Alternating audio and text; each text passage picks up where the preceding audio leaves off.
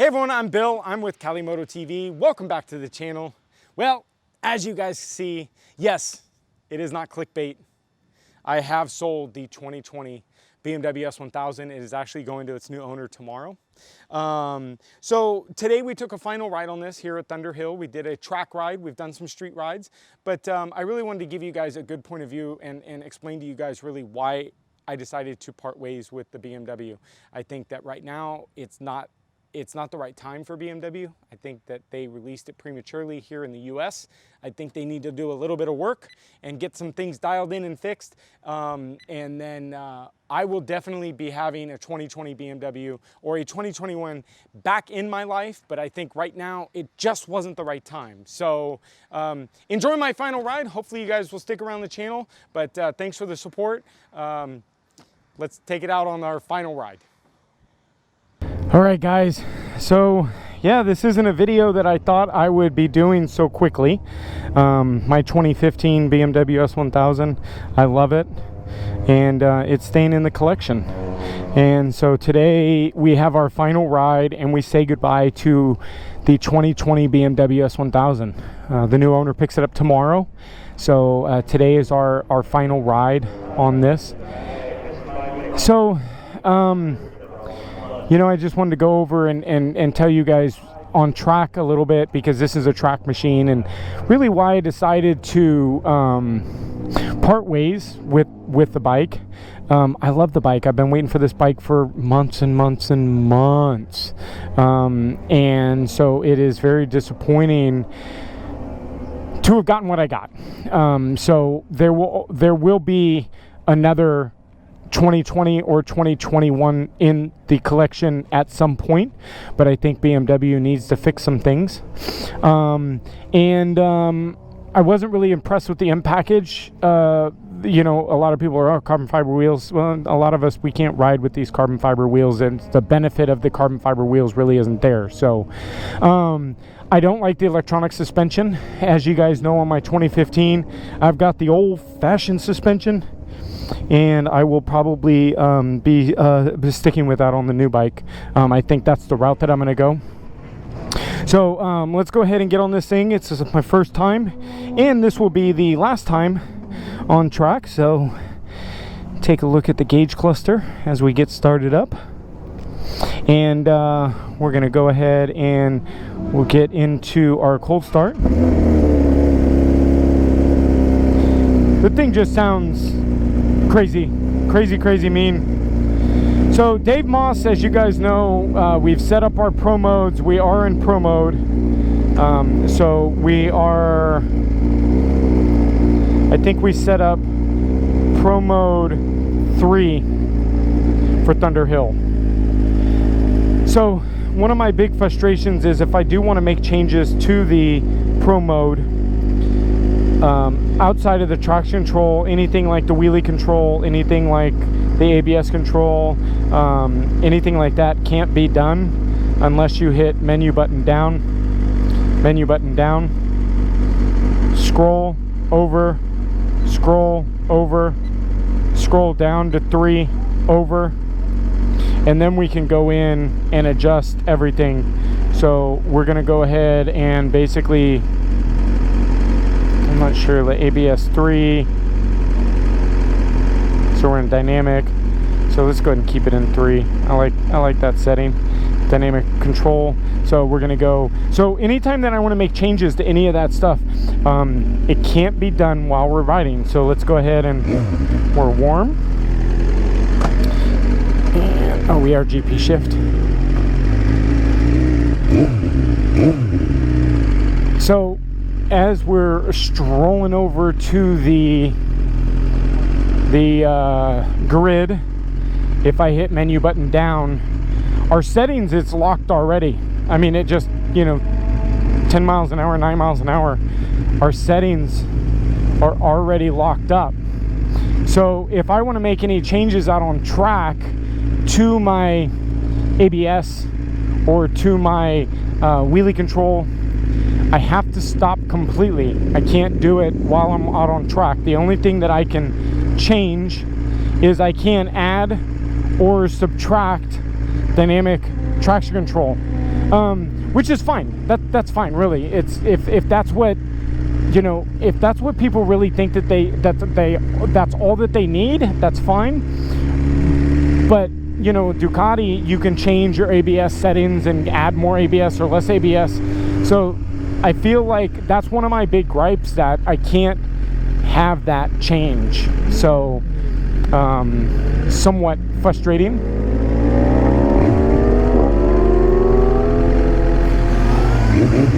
All right, so let's get out on track. All right, so right there, I'm not sure if you guys saw. Let's get some heat in the tires before we get too much into it. But watch the throttle. Nothing, nothing, nothing. At 8,000 RPMs, this thing becomes a rocket ship. So that's one of my big frustrations with this bike right now, is this dip curve that people are talking about. And it is there, and it's prominent. And so I believe his name is Burn Tuning, has cracked in and found a 40 to 60% throttle reduction between 4 and 8,000 RPMs. So it's like there's nothing there. So the shift cam technology that fixed all of this issues isn't there. It's not working correctly. So disappointment.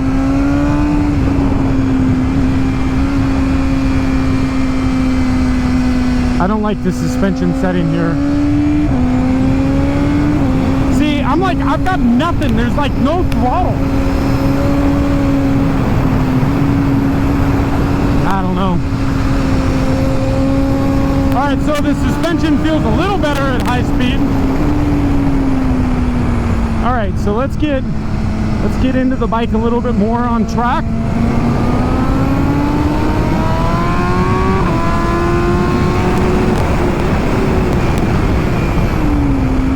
Brakes good. Little bit of anti-lift, or a little bit of rear lift. Now I do have the rear lift off, so I don't want any rear lift. It's one of my pet peeves on my 15. It does come up and I don't like it.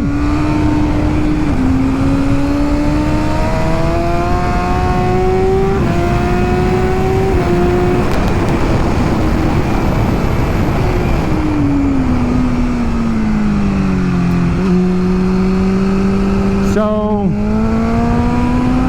see that dead spot?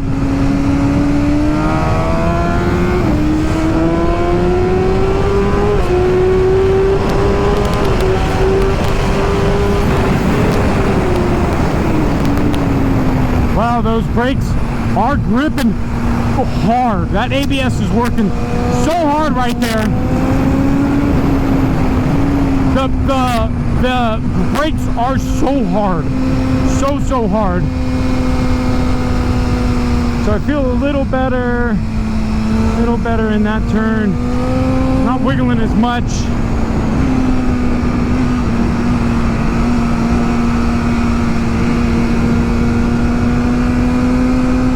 So I'm trying to get comfortable on the bike. So give me a moment, guys.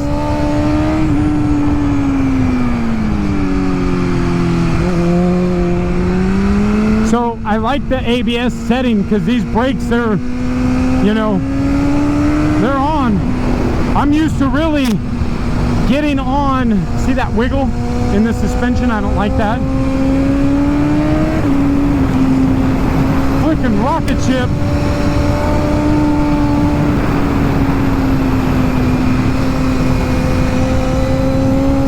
Turns so nice.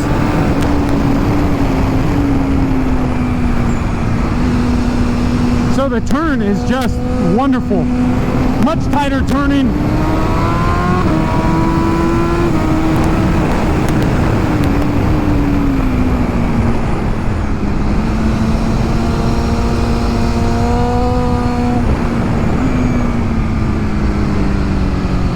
All right, so guys, I want to adjust the suspension.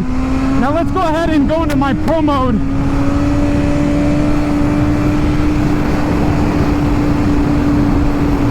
Let's go into 1 and check that out and see if I like that suspension setting better. we are harder in the front and harder in the rear.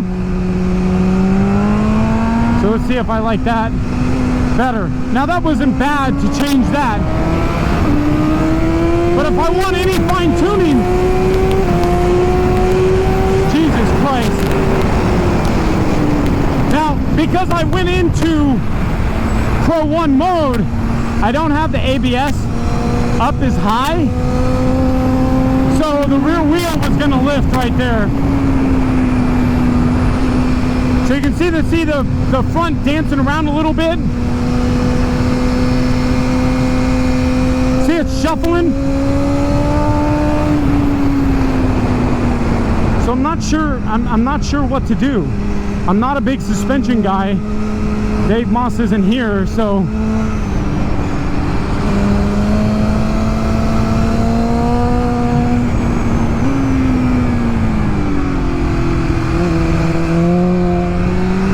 now as far as comfort and how I feel on this bike, I feel good.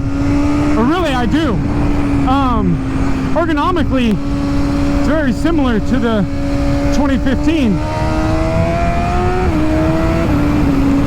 So you saw there, like that 9,000 RPMs, this thing just like flipping shot like a rocket. Nothing, nothing, nothing, nothing, nothing. And then it opens up.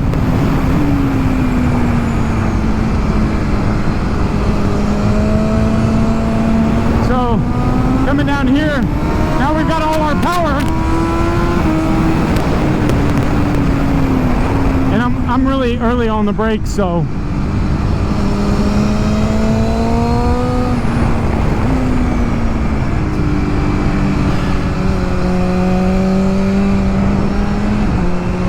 So let's try to go into Pro Mode 2 and check Pro Mode 2. Throttle off, throttle on.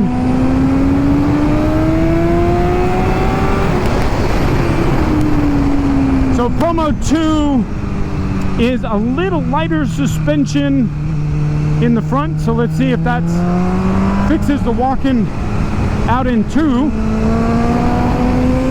Nothing. See that? See how it just like took off at 9,000 RPM?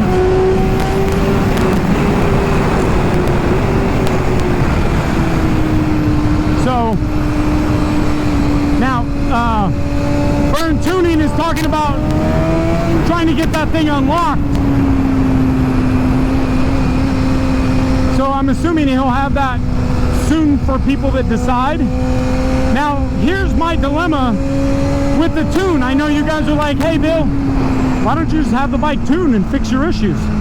Look, I'm a big believer in the first models, not to mess with it.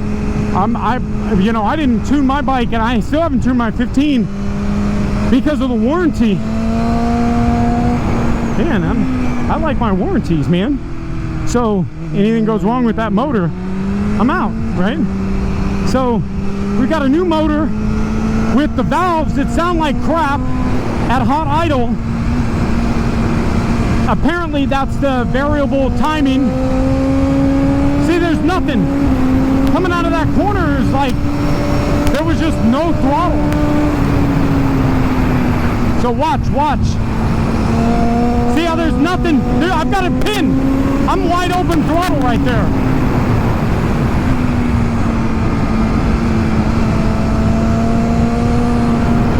Now if I stay up in the power, thing's a rocket ship. You know, if I stay up in the RPMs. So frustrating. Now, I didn't see in 2. It seems like the suspension felt a little bit better in 2 because I didn't complain about it. Woo!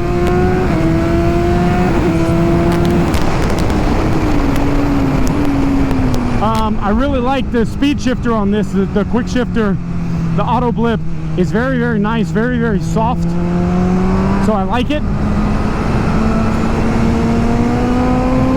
See, there's nothing. And then all of a sudden, bam!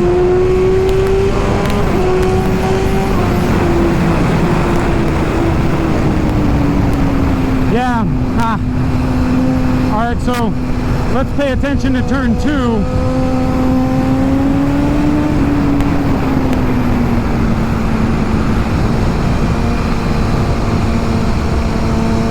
Okay, I like this suspension. See how it's not walking out? Much better. So Pro Mode 2. I like Pro Mode 2 at Thunderhill. That's where I would have been. But if this thing's got no wheelie control on it, I mean, it's got the wheelie control on, so no wheelies allowed. But if I want to turn it up, I can't. I gotta stop and do that, which kind of sucks.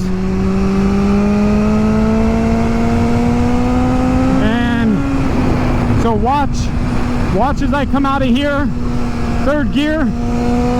See, there's nothing. I've got a pin. And then it's like a banshee. It's like just takes off like crazy.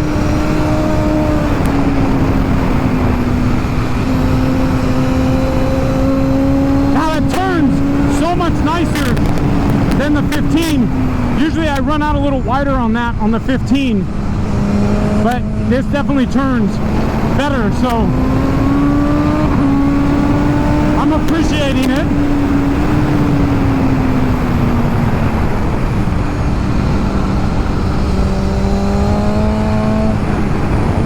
Like nothing there. That was at like 4,000 RPMs in 4th gear.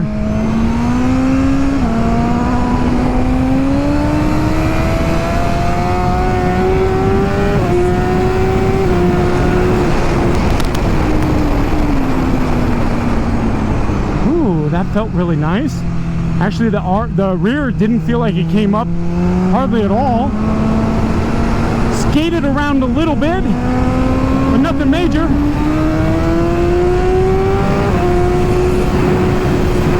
Our tire pressures right now are 27 even. I started off with 25 in the rear and 26 in the 28 in the front, so it's reading a little bit different, but the front is still at 28, so I'm not working the front as much. But we've got up to 27.2 in the rear. So I would say that's somewhat optimal. Might even drop it a little more in the rear for the track.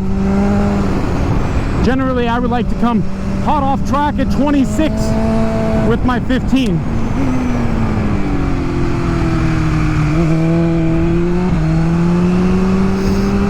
Well, I enjoyed the bike, guys, but I think it's just not ready.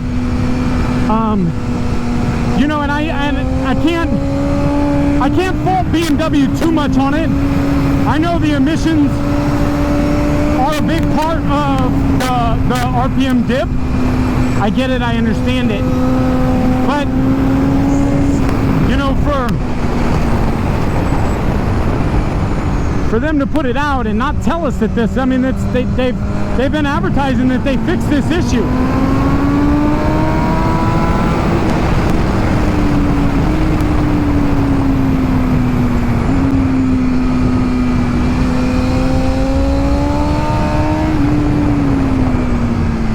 So the shift cam technology fixed this problem. And then what they did was they go, now that we fixed that problem, the EPA has told us we have to make the problem again. And I know it's a throttle control, I get it. So I get we can flash it. But the minute I go in there and flash it, BMW is like, oh, not going to warranty it.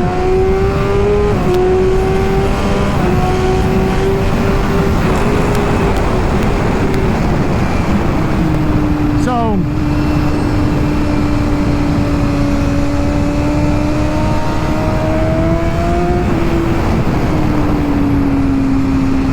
let's check here, get a good line.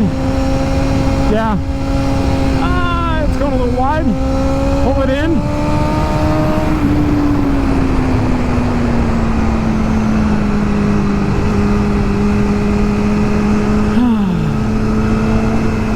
So vibration has come up quite a bit. There's a bit of vibration you can see in the mirrors. Both my hands are numb now. Very, very forward on the bars, which is probably the correct thing to say because they did extend the triple out 2 inches. So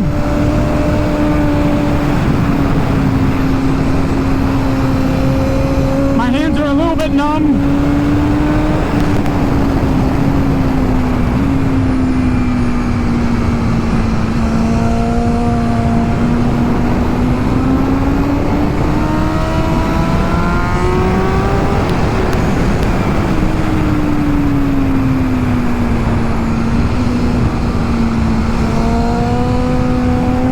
Good session here, good full session. This will be a nice long video. So let's get into, so my stomp grip has come unloose. All right, so we're in off. So now we're in what BMW says is race mode. So we're in BMW setting. So let's test this out from Dave Moss's setting. I can already feel the front kind of loose.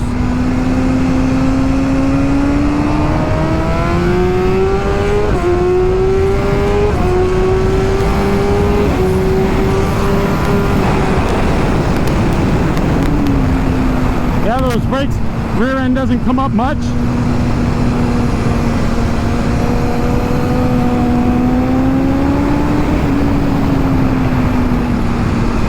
All right, let's see how we are. Oh, look how wide I'm starting to go. But I reel it back in, but see, I can't keep it in.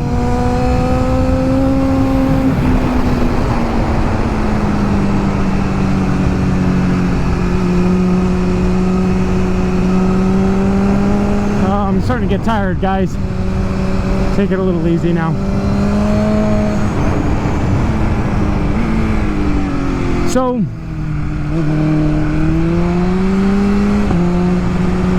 here's my thing. If you're coming from a BMW S1000RR and you go into this bike, I don't think you're going to enjoy it. So that's just my personal opinion. I really like my 2015, and I do have my 2015 set up pretty well. And I just don't think that I just couldn't justify spending as much money. I wanted some upgrades. I wanted the digital changeability like Ducati offers and whatnot. So, I mean, that was the whole goal in this thing, was to be able to get that changeability. And I'm not, and I didn't get it, right? So anytime I want to change, I can't change any of the ABS settings, any of the wheelie control.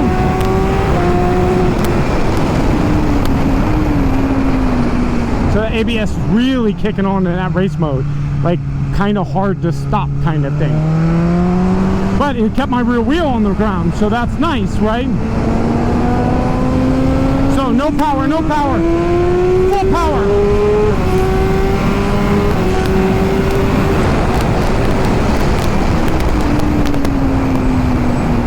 So,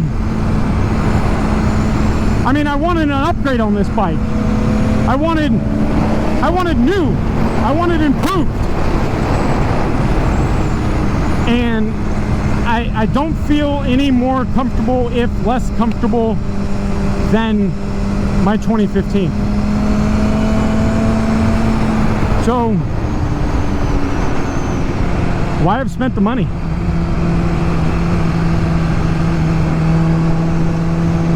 So that's, and the dip and just the noise that I'm hearing, just everything collectively, it's really the group decision of getting rid of this. And on street, you know, if I gave it a better opportunity on street, I would probably be a little bit happier with it if I can find a good street setting.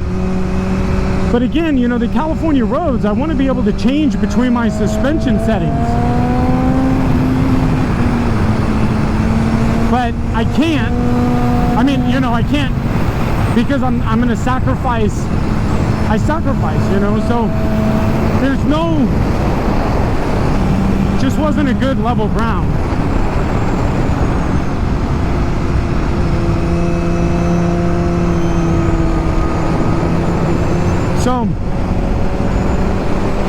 So we say goodbye. We say goodbye to the 2020 BMW S1000 for now. And we will see it in the near future.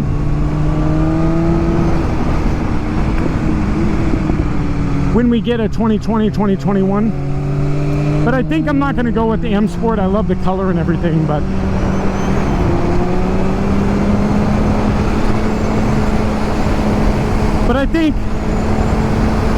I think the decision was right to get rid of the bike now and revisit this option later.